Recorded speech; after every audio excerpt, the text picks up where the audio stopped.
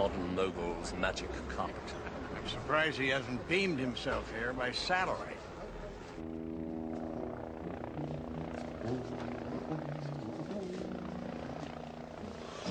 Freelance. He was a freelance. No one would pay him to write lies full-time, so he wrote them on spec instead. Oh, yes, of course. He was here to write about Andrew Baden. As though anyone ever wrote about anyone else in Oxford. That place he wants to build. It's like an Indian restaurant. I suppose you think the Taj Mahal is a restaurant. Yes, sir. Down the till. The Taj Mahal, Lewis. All right. All right. What does Grimshaw say about Baden? He calls him a demigod of third world education. No one ever says a bad word about this secular saint. And, of course, it's difficult to criticize anyone who's been in a Nazi concentration camp. Anyone can be snide. What have you got? Diary, address book, not much else. How will you take those? I'll bring these. Back to the office, sir. No, to the Sheldonian Theatre, Lewis, where Andrew Baden is about to graduate from demigod to honorary Doctor of Law at the University of Oxford.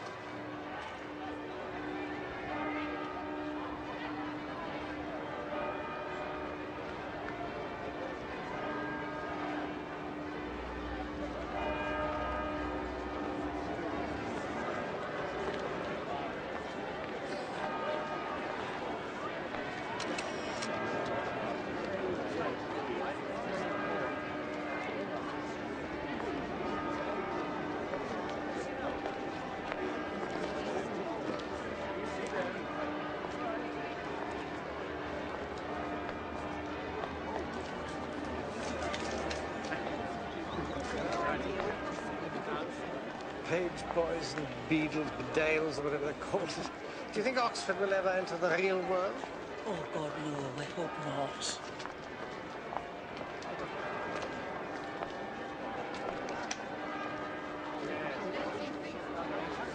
Ready, Stephen? Come in now.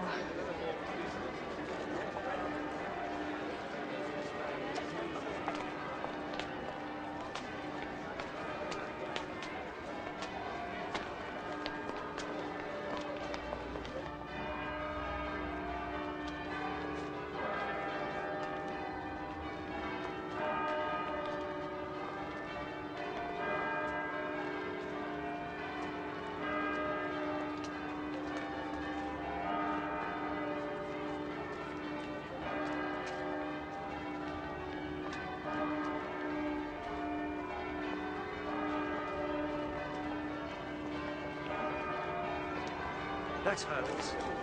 That's Gladys Probert. Which one's Andrew Baden?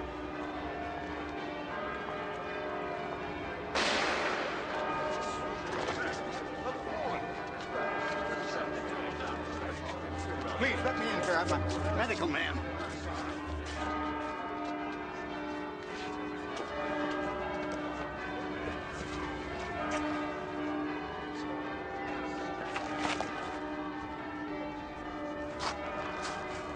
Shot! Everyone, get away! You're in the area, get back, get back! Keep those gates shut, come on!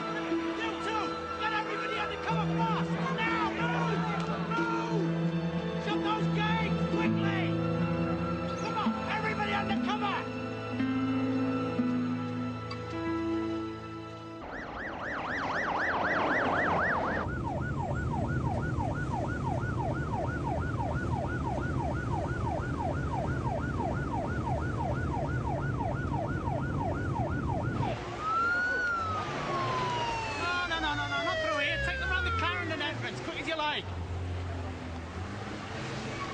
Shut this gate, don't let anybody in or out.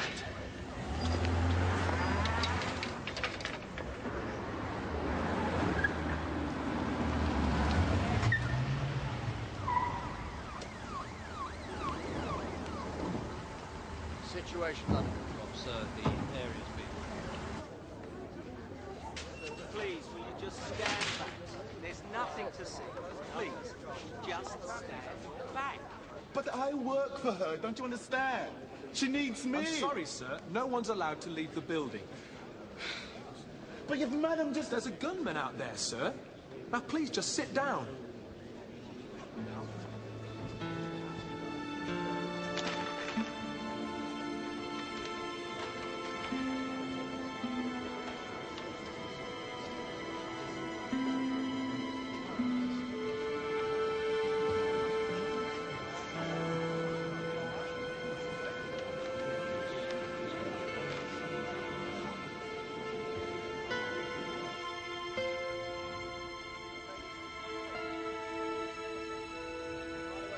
Came from there. No, it was there, I'm sure. No, it was one of those windows, look. Well, of course there were bells. It wasn't possible to be absolutely Why couldn't certain. it have come from there? No. No, it came from that side. You saw the bullet wound. Why would anyone? Her? Perhaps it was meant for me. No, my enemies wouldn't miss. She's famous. That's all you have to be these days. But this isn't America. Guns aren't that easy to... And... Shh. Jeez. All clear, sir. All clear. All right. Thank you, Professor Cartwright, Mr. Baden. If you'd like to make your formal statements to one of the officers.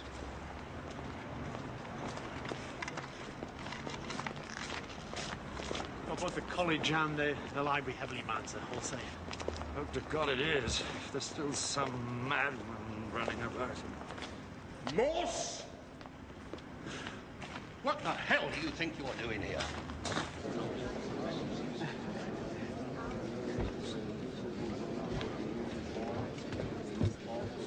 Ladies and gentlemen, order, please. Ladies and gentlemen, will anyone who was inside the building at the time of the shooting and saw nothing, please leave by that door and give your name to the constable as you go. Anyone who was outside or saw anything, please remain here. I repeat, anyone who was outside or saw anything, please remain here. Thank you. Lord, there will be hours. Did you see anything? I think I heard the shot. Well, go and tell them then. And be quick. I want my lunch. This is all very unsatisfactory. Who's in charge here? The police, Chancellor. Oh. Well, can't you do something, Davis? Well, no, I don't think I can, sir. Go on. What's the point of high office if you can't use your influence? Ask one of those chaps there about lunch.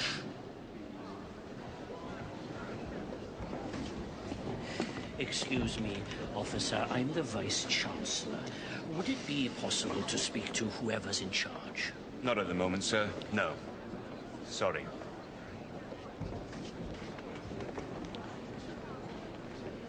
You can't. You're already working on another case. Sir, I was here when it happened. I know who Gladys Probert is. I know her work. I've already started questioning witnesses. Well, you know right to, not without authority. Oh, for God's sake. You're supposed to be investigating the murder of Neville Grimshaw. There may well be a connection. Oh. 2 shootings in one day. How often does that happen in Oxford? You need someone who knows the ins and outs of the university. You've got the entire academic establishment in there, from the Chancellor on down. Oh, my God. Lord Inksey. Due in the pub at 6. Bring Jake with you.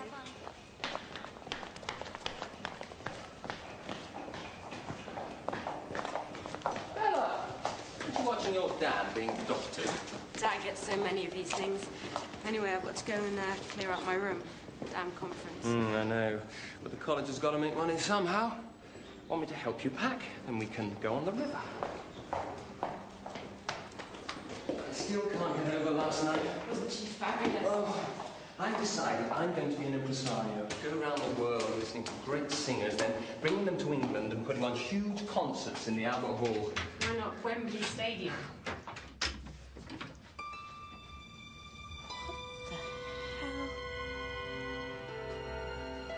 First, it was definitely not a random shot. Oh, why? The gunman only fired once. We all agree on that, don't we, Lewis? Yes, sir. Only one shot, definitely.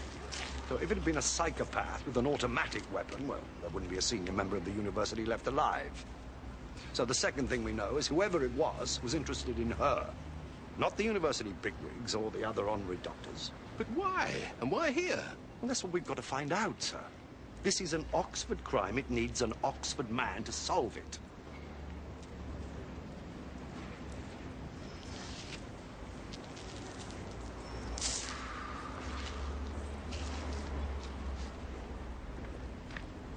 All right, boss. Thank you, sir. What do you want, roadblocks? Well, what's the use? He'll have got away by now, and even if he hasn't, we don't know who we're looking for. Well, whatever you do want. Only with all these big wigs about, the publicity's going to be massive. For God's sake, don't mess it up, will you? Hmm? What's missing?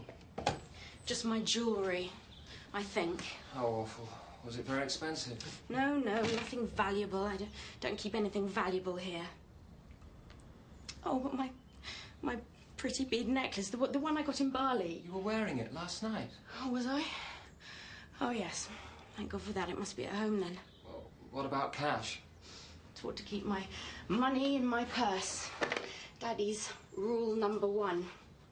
God, it's so disgusting. Someone rummaging through my... Ugh, I'm gonna get all this washed and give it to Oxfam. Well, it's dirty. Everything that he touched. He? Only a man would make a mess like this. What did he have to do this for? Muddling up all my notes. For God's sake. Gladstone and Disraeli in with Rousseau and Karl Marx. They weren't like that, any of them. Oh, and here's your own family story. The rise of the gentry. Look, all mixed up with the poor law. Well, we're not gentry, thank God. Much too rich for that.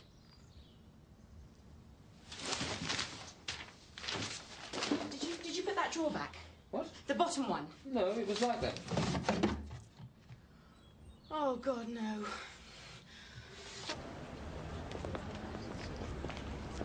Excuse me, Inspector Morse? No, Chief Inspector, isn't it? I'm the Vice-Chancellor, Davis, Watkin Davis. Yes, sir. Dreadful, business. Dreadful. Might I have a quick, Yes, of course. Louis, see if anyone's come up with anything in there. How is she? Will she, I don't know, sir. I imagine they're operating to remove the bullet now. You knew her, sir, personally? Oh, God, yes. Gladys and I, we went to the same chapel. Our fathers worked out the same pit. Was it your idea to give her the honorary degree? Well, all Oxford knows about Pontypridd is Tom Luddy Jones, so when I became Vice-Chancellor, my word counts for something on matters like that. Oh, I should hope so. You don't know university politics. And anyone Welsh in England? Why do you think Gladys has never been made a dame, though she's the best bloody Brunhilde since Kirsten Flagstadt? Well, better, I'd say. Of course, I've only heard Flagstadt on disc, but... was there any opposition to her? Only the professor of music, Pollock. He was very against it. Why? He's one of these chaps who thinks banging a saucepan on the lid of a piano is better than opening it up and using your fingers. Yes, but even a man like that, I mean, he wouldn't... Oh, I couldn't say. His favourite piece of music is the 3 minutes and whatever seconds it is of silence. I know that. Is he here? Refused to attend. Said I'd overridden his authority. Wouldn't even come to the lunch. About the lunch, Inspector. What lunch? Simon was coming. That's Madam's voice coach. But there wasn't enough room on the helicopter, you see. So, Madam preferred to have me. You're the hairdresser, is that right? I'm Madam's stylist. People expect a star to look like a star. That's why Madam takes me everywhere, you see. She trusts me completely. Did anyone come with you?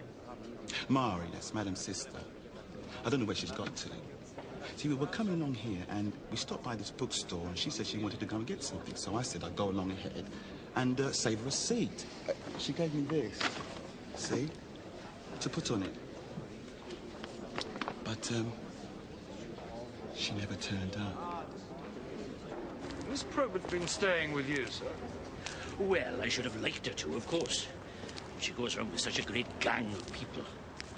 Actually, she's staying with the Badens, the Charlton of Woodville. Adele Baden, you know. She never misses one of Gladys's concerts, follows her around the world. A groupie, I think they call her. And of course, as he was getting a degree too. There was some opposition to him, I believe. Oh, no, not to him personally, no. More to the plans for his college. Actually, between you and me, Inspector, some of us are rather hoping the planning authorities will come to our rescue. Not that that's anything to talk about now, of course. Andrew, giving you a statement. Yes. I'll just go and give them mine, and then I'll join you at All Souls. For lunch? The priorities of the academic world, Inspector. You've got a lot of guests, I imagine, sir. I didn't realize that Miss Probert is one of yours. Oh, my wife and Gladys. She's got quite an entourage, I understand. Repetiteur, voice coach, secretary, dresser, coiffeur. She doesn't visit, she goes on progress like a medieval monarch. She was going to give a concert here tonight. Yes, sir, I was going. Any further help I can give you? There is one thing, sir. There's no connection as far as I know, but do you know a journalist called Grimshaw? Neville Grimshaw, freelance? I don't think so. He was writing a piece about you. I wondered if he'd been to see you. Last day or two, it would have been. I'm sure not, but I see so many reporters. Why? He died, sir. Oh. Well, ask my secretary. She keeps my diary. Helen Buscott. Thank you, sir. I shall be going over to Charlton Woodville this afternoon. Question Miss Probert's people. My staff will give you every assistance.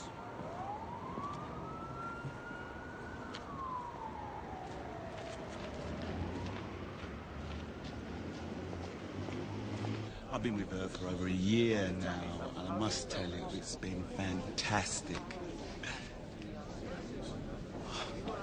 That's the man that went in the ambulance with Madam.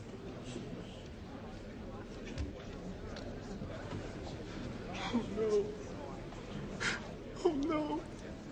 Madam. Madam. Excuse me, sir.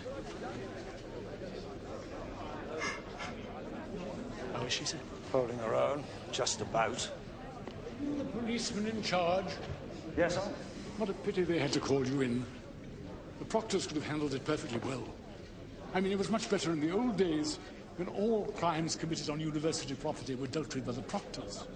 Knew what they were doing. Still, since you are here, can't you get a move on?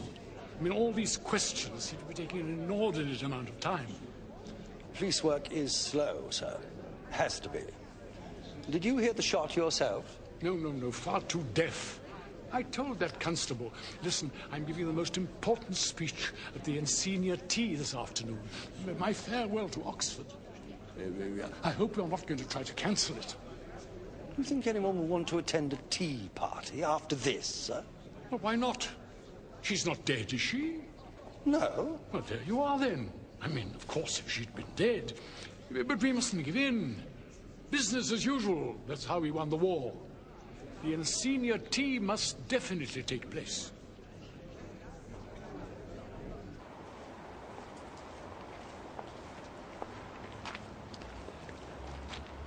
How far is it from here to Lonsdale College? Quarter of a mile. And any number of places en route where you could get close to Gladys Probert. So why choose a library full of people instead? Perhaps it came from Hartford College, then. Why a college with only one way in and out? Where did you think the shot came from? Well, is that a sound box?